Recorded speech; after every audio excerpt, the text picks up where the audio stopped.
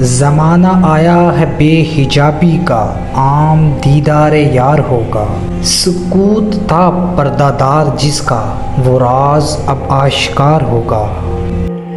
اب بے حجابی کا دور آیا ہے، اس لیے محبوب کا دیدار عام ہوگا، اور جس راز کا سکوت پردہ دار تھا، چھپائے ہوئے تھا، وہ راز اب ظاہر ہو جائے گا۔ بے حجابی سے مراد دل کی بات صاف صاف اور بلا خوف و خطر کہنا ہے، آزادانہ اپنے خیالات کا اظہار کر دینا۔ 1906 میں برطانوی حکومت نے برِ صغیر میں اظہار خیال کی آزادی کا قانون نافذ کیا تھا، لہٰذا علامہ نے یورپ سے واپسی پر کھلم کھلا تبلیغ اسلام شروع کی۔ عام دیدار یار سے مراد اصول اسلام کو جو اس وقت تک چھپ چھپ کر اور دب دب کر بیان کیے جاتے تھے، وہ اب اعلیٰ اعلان بیان کیے جائیں گے۔ گزر گیا وہ دور ساقی کہ چھپ کے پیتے تھے پینے والے، بنے گا سارا جہاں میں خانہ، ہر کوئی بادہ خوار ہوگا۔ اے ساقی، وہ دور اب ختم ہو گیا جب بادنوش چھپ چھپ کر پیتے تھے، اب تو سارا جہاں میں خانہ بنے گا اور ہر کوئی بادنوش ہوگا۔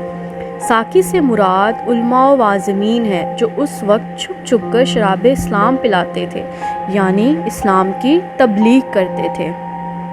علامہ نے آئندہ کے لیے انہیں آزادی کا احساس دلا کر اعلانیہ تبلیغ کی ترغیب دلائی ہے۔ ان کے مطابق وہ وقت آنے والا ہے جب پوری دنیا میں اسلام کا بول و بالا ہوگا اور ہر کوئی اس کی طرف رغبت کرے گا۔ کبھی جو آوارہ جنو تھے وہ بستیوں میں پھر آ بسیں گے، برہنہ پائی وہی رہے گی مگر نیا خارزار ہوگا۔ اپنے جوش و جنون کی شدت کے باعث جو لوگ صحراؤں اور جنگلوں میں آوارہ گردی کیا کرتے تھے، وہ اب اپنی آوارہ گردی ترک کر کے پھر سے شہروں اور آبادیوں میں جائیں گے۔ گو ان کے پاؤں اب بھی ننگے ہوں گے، یعنی ان لوگوں میں بستیوں اور شہروں میں آ کر مشکلات سے بردآزما ہونے کا وہی ذوق و شوق موجود ہوگا، لیکن اب ان کے سامنے مشکلات کا ایک نیا میدان ہوگا۔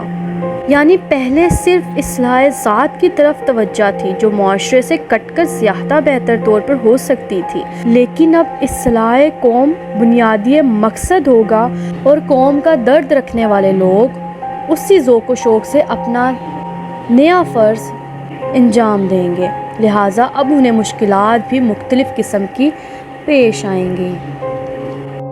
سنا دیا گوش منتظر کو حجاز کی خاموشی نے آخر، جو عہد صحرائیوں سے باندھا گیا تھا پھر استوار ہوگا۔ مجھے آثار ایسے نظر آ رہے ہیں کہ رحمت الہی کا پھر نزول ہوگا، اور آج سے 1300 سال پہلے اللہ نے جو کرم عرب و صحراؤں پر کیا تھا، وہی کرم اب دوبارہ ملت اسلامیہ پر نازل ہوگا۔ نکل کے صحرا سے جس نے روما کی سلطنت کو الٹ دیا تھا، سنا ہے یہ قدسیوں سے میں نے، وہ شیر پھر ہوشیار ہوگا۔ میں نے فرشتوں سے یہ بات سنی ہے کہ وہ شیر جس نے عرب کے صحرا نے نکل کر روم جیسی عظیم و شان سلطنت، عیسائی سلطنت کی اینٹ سے اینٹ بجا دی تھی، اب پھر بیدار ہوگا اور پھر اپنے ہونے کا احساس دلائے گا۔ یعنی مسلمان ایک بار پھر اپنے حقوق اور فرائض بجا لانے اور اسی وجہ سے زندگی کی دوڑ میں کامیابی حاصل کرنے کی جانب گامزن ہوں گے۔ یہ بات فرشتوں سے اس لیے منسوب کی گئی ہے تاکہ معتبر اور مصدقہ ہو جائے۔ کیا میرا تذکرہ ساقی نے بادہ خاروں کی انجمن میں، تو پیر مے خانہ سن کے کہنے لگا کہ منہ پھٹ ہے خوار ہوگا۔ جب قوم کے لیڈروں نے قومی کارکنوں کے جلسوں میں کہ اقبال بھی خدمت قوم کے لیے آمادہ ہے، تو بزرگان ملت جن کو دنیا کا خوب تجربہ ہو چکا ہے، یہ بات سن کر کہنے لگے، اقبال چونکہ شمشیر ہے، سچ بولتا ہے اور ہر شخص کو کھڑی کھڑی سناتا ہے، منہ پھٹ ہے، اس لیے عوام اور خواص دونوں کی نظروں میں ذلیل رہے گا، اپنے بھی خفا رہیں گے اور بیگانے بھی ناخوش رہیں گے، یعنی قوم بھی ناراض رہے گی اور حکومت بھی ناراض رہے گی۔ دیار مغرب کے رہنے والوں، خدا کی بستی دکان نہیں ہے، کھرا جسے تم سمجھ رہے ہو وہ اب راز کم عیار ہوگا۔ اے اہل یورپ، خدا کی بستی یعنی یہ دنیا کوئی دکان نہیں ہے۔ آج جسے تم خالص سمجھ رہے ہو وہ وقت آنے والا ہے جب وہ ذرے کم عیار ثابت ہوگا، یعنی آج تمہیں اپنی جس تہذیب و ثقافت و تمدن پر ناز ہے مستقبل میں اس کا گھٹیا پن ثابت ہو جائے گا۔ تمہاری تہذیب اپنے خنجر سے آپ ہی خودکشی کرے گی۔ جو شاخ نازک پہ آشیانہ بنے گا ناپائیدار ہوگا۔ اور مجھے تو یہ نظر آ رہا ہے کہ تمہاری یہ تہذیب جس پر تمہیں اس قدر ناز ہے عنقریب تباہ ہو جائے گی اور اس کے ساتھ تم بھی فنا ہو جاؤ گے۔ یہ بات صاف ہے، جو طائر پرندہ اپنا آشیانہ کسی کمزور شاخ پر بناتا ہے وہ شاخ یقیناً اس کے بوجھ سے ٹوٹ جاتی ہے اور شاخ کے ساتھ آشیانہ بھی برباد ہو جائے گا۔ سفینہ برگ گل بنا لے قافلہ مورے ناتواں کا، ہزار موجوں کی کشاکش مگر یہ دریا سے پار ہوگا۔ مورے ناتواں سے مراد مسلمان قوم مراد ہے، موجوں مصائب اور مشکلات مراد ہے۔ انشاءاللہ مسلمان قوم اگرچہ کمزور ہے، مور یعنی چونٹی، لیکن وہ گلاب کی پتی کی کشتی بنائے گی، اور اگرچہ اس کی راہ میں صدا مشکلات آئیں گی لیکن ان سب پر غالب آ جائے گی۔ سفینہ برگ و گل سے اولا و درجے کی زندگی اور ساز و سامان ظاہری کی کمزوری مراد ہے۔ چمن میں لالا دکھاتا پھرتا ہے داغ اپنا کلی کلی کو، یہ جانتا ہے کہ اس دکھاوے سے دل جلوں میں شمار ہوگا۔ آج کل کیفیت یہ ہے کہ قوم کی واعظمین لیڈرز ہر مجلس میں اپنا وقار قائم کرنے کے لیے لوگوں کو اپنی ملت و دوستی اور قوم پروی کے جذبات کی داستانیں سناتے رہتے ہیں اور یہ سمجھتے ہیں کہ اس طرح محض زبانی جمع و خروج سے قومیں خادموں میں شمار ہو جائیں گی۔ جو ایک تھا اے نگاہ تو نے ہزار کر کے ہمیں دکھایا، یہی اگر کیفیت ہے تیری تو پھر کسے اعتبار ہوگا۔ اے نگاہ، جو ایک تھا وہ تو نے ہمیں ہزار کر کے دکھائے ہیں، اگر تیری یہی صورتحال رہی تو پھر کون ہم پر اعتبار کرے گا۔ مطلب یہ کہ اسلام ایک مذہب ہے جس کی بدقسمتی سے ہمارے مفاد پرست نے بہت سے فرقے بنا دیے ہیں۔ اس صورت میں اسلام کی طرف کون رغبت اختیار کرے گا؟ کہا جو کمری سے میں نے ایک دن، یہاں کے آزاد پابا کل ہیں، تو غنچے کہنے لگے ہمارے چمن کا یہ رازدار ہوگا۔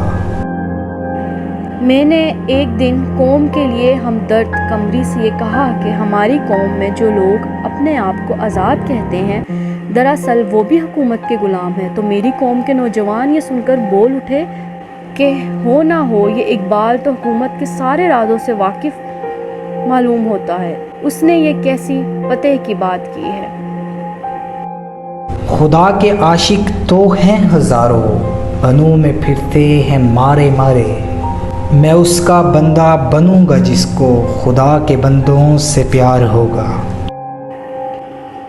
نیکوکاری کے دو ہی طریقے ہیں، ایک تو یہ کہ براہ راست اللہ تعالیٰ سے لو لگائی جائے اور دوسرا یہ کہ انسانوں اور دیگر مخلوقات کی خدمت کو اپنا شعار بنا دیا جائے۔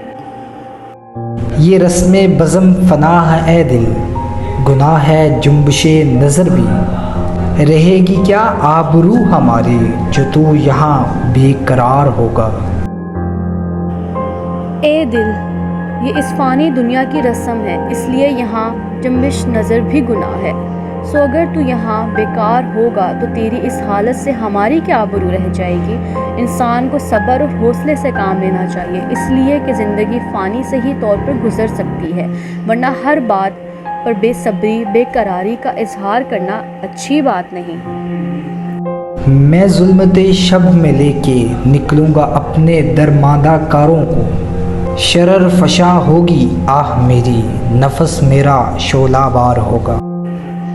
اگرچہ رات اندھیری ہے اور میرا قافلہ اپنے راستے سے بھٹک گیا ہے اور ایسے میں اس کا منزل تک پہنچنا بہت دشوار ہے، لیکن میں اس بچھڑے ہوئے قافلے کو لے کر اپنی منزل کی طرف روانہ ہوں گا۔ روشنی کے لیے میری آہیں چنگاریاں برسائیں گی اور میرے سانس سے شعلوں کی بارش ہوگی۔ اس شعر سے علامہ کا نظریہ شعر و ادب بھی واضح ہو جاتا ہے اور ان کے مستقبل کے ارادے بھی۔ نہیں ہے غیر از نمود کچھ بھی جو مدعا تیری زندگی کا، تو ایک نفس میں جہاں سے مٹنا تجھے مثال شرار ہوگا۔ زندگی اگر تیرا مقصد نمود و نمائش کے سوا کچھ نہیں ہے تو پھر تجھے یہ بھی یاد رکھنا چاہیے کہ تجھے چنگاری کی طرح صرف ایک لمحے کی زندگی میسر آئے گی اور اس کے بعد تیرا خاتمہ ہو جائے گا، یعنی نمود و نمائش کے ذریعے سے حاصل کی گئی شہرت محض چند روز باقی رہتی ہے، جبکہ قوم و ملت کی خدمت کر کے انسان کا نام رہتی دنیا تک قائم رہتا ہے۔ نہ پوچھ اقبال کا ٹھکانہ، ابھی وہی کیفیت ہے اس کی، کہیں سرے راہ گزر بیٹھا ستم کشے انتظار ہوگا۔ تو اقبال کے ٹھکانے کے بارے میں مت پوچھ، ابھی اس کے بے خودی و محویت کی وہی حالت ہے، وہ کہیں لوگوں کے راستے میں بیٹھا انتظار کا ستم اٹھا رہا ہوگا۔ عربی کی ایک ضرب المثل ہے، اللہ انتظار راشد من موت، انتظار موت سے بھی زیادہ شدید ہے۔ کچھ یہی حالت علامہ نے اپنی بتائی ہے۔